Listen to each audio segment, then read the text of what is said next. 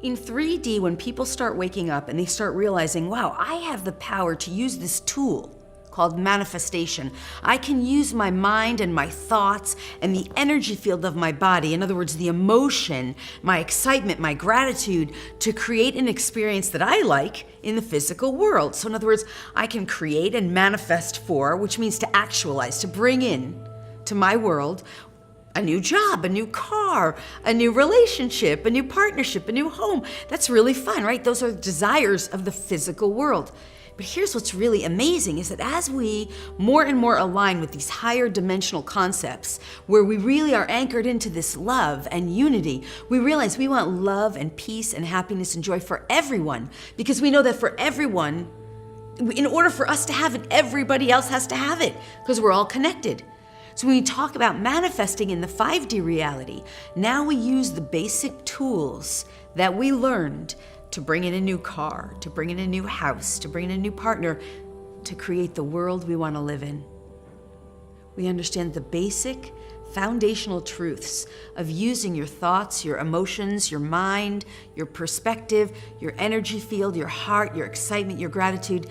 That's exactly the same kind of tools, i.e. the manifestation process, that's going to anchor in love, peace, happiness, joy, fulfillment, well-being, abundance, prosperity for all.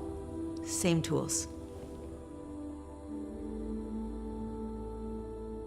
What we have is certain codes, and they're information, codes that exist in our DNA, and they're in the cellular makeup of our bodies.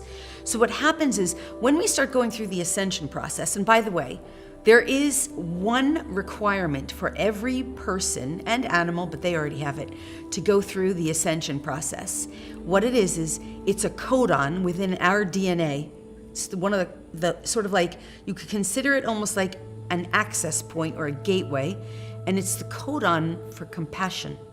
It's a gene for compassion.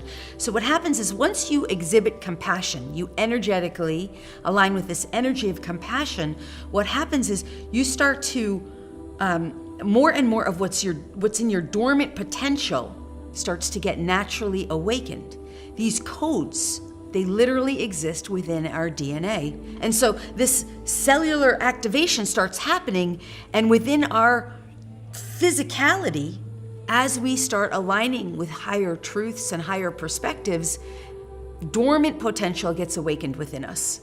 As we turn on, actively engage in turning our own dormant DNA on, within us is everything we need to know, all the tools of our knowing, everything we know, all our abilities.